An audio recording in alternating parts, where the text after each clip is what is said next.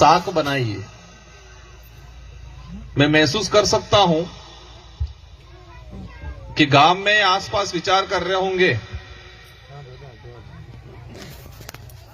कि आसुरो रकड़ तो सुनतो तो है, हमारी वहां लोकल लैंग्वेज में बोलते हैं, मतलब ये बच्चा फरता ही रहा था, कुछ करता ही नहीं था, क्या है ये।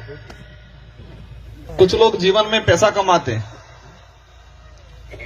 कुछ लोग इज्जत और नाम कमाते हैं, पहचान कमाते हैं।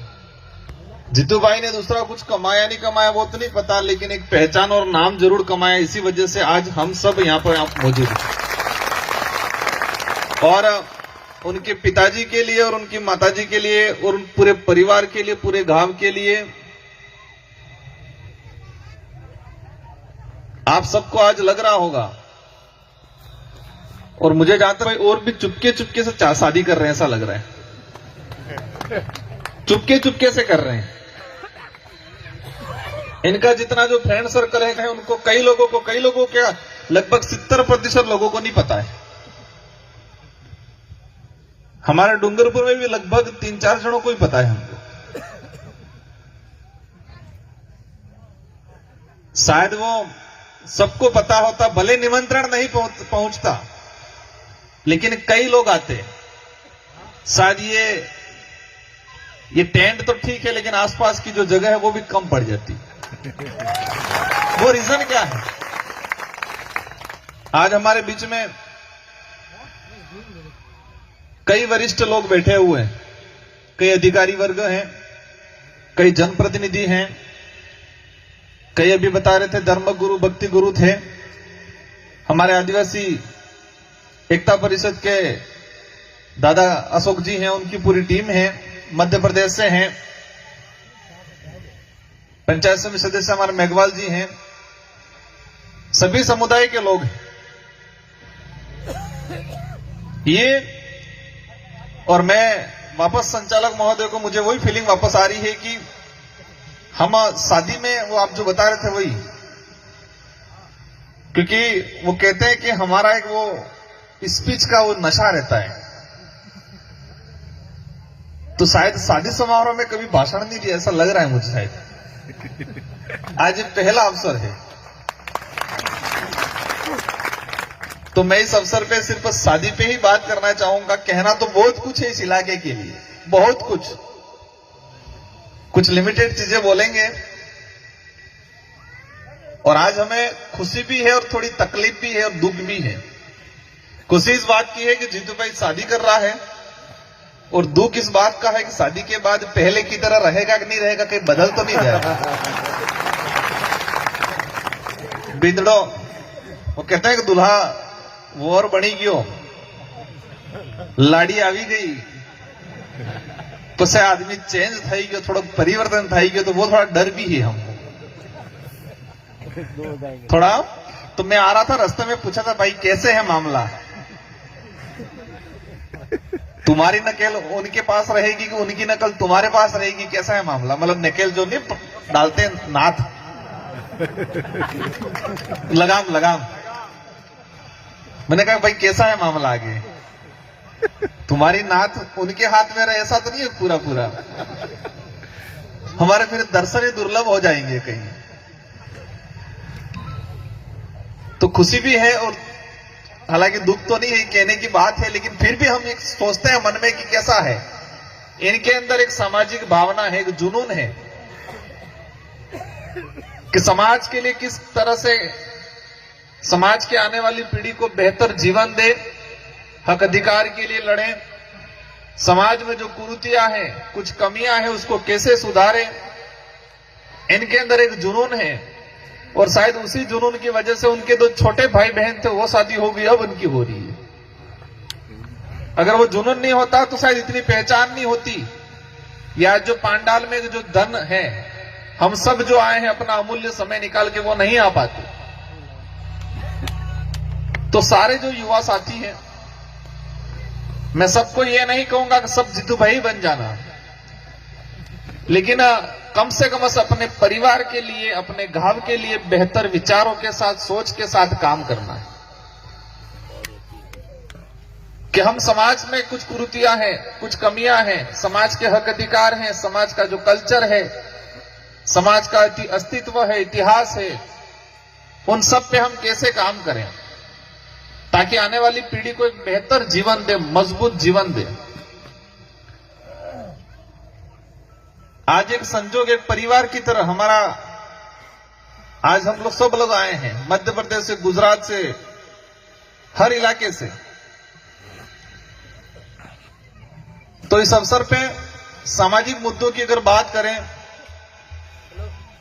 तो यहां पर जो वडील बैठे हैं, बड़े बुजुर्ग बैठे हैं, और यहां जोधपुर फलोदी के अंदर भी, साथ ही गंगानगर हनुमानगढ़ में भी एक इशू चल रहा है।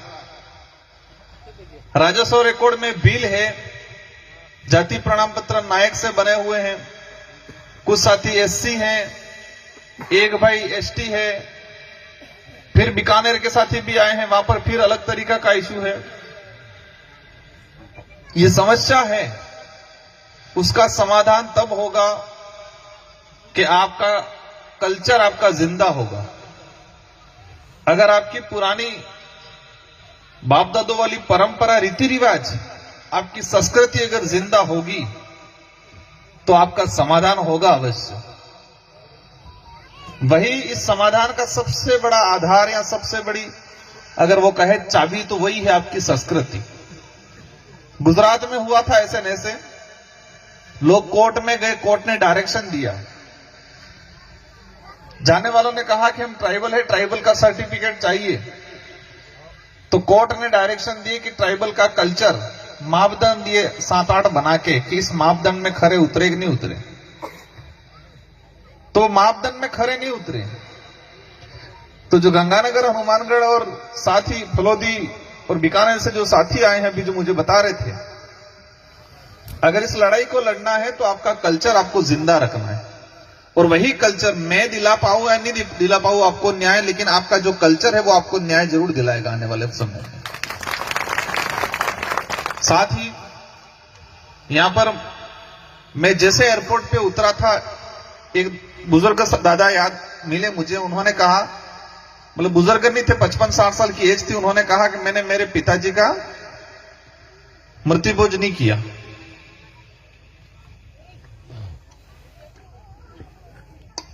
एयरपोर्ट से जैसे उतरा मुझे बताया। क्यों बताया होगा उन्होंने? कि मैंने कुछ ताने मारे होंगे पहले आके। यहां इस इलाके में कैसे मुझे नहीं पता, लेकिन आसपास सुना है 5-5 लाख, 4-4 लाख मृत्यु भोज में इतना खर्चा हो जाता है। 5-5 लाख, 10-10 लाख। और कंपटीशन, इंसान तो अपनी जान से गया, वो प्रकृति में विलीन हुआ कि स्वर्ग में गया कि नरक में गया, वो तो मुझे नहीं पता। लेकिन जो पीछे जिंदा है उसको क्यों खत्म कर रहे हैं हम? पूरे परिवार को क्यों खत्म कर रहे हैं? जमीनें बेच के मृत्यु भोज। तो मैं काफी कार्यक्रमों में, क्योंकि मैं विधायक था इससे पहले से लगा के, मैं 2017 से इलाके में आना स्टार्ट किया और विधायक था, उस दौरान भी 3-4 बार आया। तो मैंने इस चीज को लेके कई बार कहा था, और मैं ही नहीं, कई ऐसे लोग होंगे, सभी साथियों ने, जो वरिष्ठ लोग, जो समाज में काम करने वाले, जो इस बात को समझते होंगे, इसका नुकसान क्या है उसको समझते होंगे, उन्होंने भी ये बात बोली होगी। और मैंने भी एक बार कड़वी बोली थी। मैं जैसे एयरपोर्ट से आया तो मिलते ही उन्होंने कहा, मैंने कि मेरे पिताजी का मृत्यु भोज नहीं किया। समाज ने, थोड़ी परिवार वालों ने गालियां जरूर दी, लेकिन मैंने नहीं किया। तो मैं उस भाई को धन्यवाद देना चाहूंगा पूरे मंच के माध्यम से कि आपने शुरुआत की है। बिल्कुल खत्म कर दो ये नहीं कह रहा हूं मैं, क्योंकि फिर आप कहोगे, एक तरफ कह रहे हो हमारी संस्कृति बचाने का, परंपरा बचाने का, और दूसरी तरफ कह रहे हो मृत्यु भोज बिल्कुल खत्म कर दो। अपने उधर भी करते हैं, गुजरात में भी करते हैं, महाराष्ट्र में भी करते हैं, मध्य प्रदेश में भी करते हैं, लेकिन खर्चा नहीं करते इतना। एक लिमिटेड चीज जो जरूरत है हमारे कल्चर या हमारे जो विधि विधान है उसको अपनाने का जरूरत है, उसी में कर लो। बाकी 6-7 लाख 8 लाख रुपया खर्चा करके जमीन गिरवे, जमीन बेच के मृत्यु भोज वाला अपन को नहीं करना चाहिए। सेकंड चीज, रिजर्वेशन की जब बात आती है तो इस इलाके में जो डीटीएस की जो डिमांड चल रही है, जब मैं विधायक था उस दौरान एक बार मैंने विधानसभा में अवश्य उठाया था इस बात को। आप सभी मिलके, क्योंकि अभी दो रास्ते हो गए, पहले डीटीएस का था, अब ये सुप्रीम कोर्ट का जो जजमेंट आया कोटे में, कोटा वाला, तो दो अलग अलग लाइनें चल रही है। तो बैठ के आप सही डिसीजन कर लो कि हमें कौन सी रास्ते पे चलना है, कौन से रास्ते पे चलना है और उस लड़ाई को कैसे लड़ना है। और उस लड़ाई में आप सब बैठ के डिसीजन कर लेना। उस लड़ाई में हमारी ओर से जितना हो सकेगा इतना पूरी मदद करेंगे आपको इस इलाके में। क्योंकि मेरा जो मतलब मुझे जो समझ में आता है, या मेरा जो मतलब कहे कि मेरा जो तर्क है, मैं वो कुछ समय बोला होगा, लेकिन मैं अब नहीं दूंगा। आप डिसाइड करना कि डीटीएस का जो है वो उसी को लेके चलना है, या सुप्रीम कोर्ट वाला है उसको लेके चलना है, या दोनों को छोड़ के नया रास्ता, सस्ता मतलब ये आसान रास्ता क्या है उस क्या लेके चलना है। पूरे जो डीटीएस हमारे जो इलाके जालोर पाली से लगा के गंगानगर तक के जितने जो साथी हैं, आप सब मिलकर डिसाइड कर लेना है कि हमें किस रास्ते से चलना है। क्योंकि कई लोग रास्ता दिखा देते हैं लेकिन उलझन वाला दिखाते हैं, जो कभी मंजिल पे नहीं पहुंच पाते हम लोग। और हमारा समाज उस रास्ते में भटकता भटकता ही अपना जीवन व्यतीत कर देता है, पूरी जिंदगी निकाल लेता है, और आने वाली पीढ़ी भी फिर उसी रास्ते पे चलने का काम करती है। मैंने कह दिया इस रास्ते पे चलो, अच्छी बात है, राजकुमार को आप फॉलो करते हो, आप मानते हो, आपका मैं बांसवाड़ा से सांसद हूं, लेकिन एक बार सोचना है कि हाँ सही बता रहा है कि नहीं बता रहा आदमी। मैंने कह दिया उस पे चलना है तो आंख बंद करके नहीं चलना है कभी। आप मुझे मानते हो अच्छी बात है, लेकिन एक बार ये जरूर सोचना है कि सही में गलत है रास्ता का नहीं है, सही है कि नहीं है, थोड़ा तर्क वितर्क करना है। चौथे नंबर की बात, एक आता रास्ते में मैंने सुना था, वो जो महाराज जो आए थे सदन में अभी निकल गए, मैं कुछ महाराजों को बहुत दिल से पसंद करता हूं, कुछ को मैं जोरदार बोलता भी हूं, खतरनाक भयंकर वाला बोलता हूं मैं, लेकिन ऐसे लोगों को मैं सलाम करता हूं, प्रणाम करता हूं कि ये लोग एजुकेशन पे काम कर रहे हैं, लाइब्रेरी खोल के दी है, और ये सुना है कि 4, 5, 10, 15 लड़कों को आरएस की तैयारी करवा रहे हैं। इनके लिए आर्थिक सहायता कर रहे हैं महाराज। मेरे हिसाब से सबसे बड़े गुरु वही हैं कि जिस क्षेत्र में रह रहे हैं, जिनके उनके भगत अनुयायी हैं, उन भक्तों के बच्चों को नशे से दूर रखने का, उन भक्तों के बच्चों को शिक्षा के रास्ते पे चलने का और आरएसआईएस की तैयारी कराने का अगर वो सहयोग कर रहे हैं, तो मेरे हिसाब से इस इलाके में इनसे बड़े महाराज कोई नहीं हो सकते। यही भगवान है मेरे हिसाब से, ऐसे लोग ही भगवान होते हैं।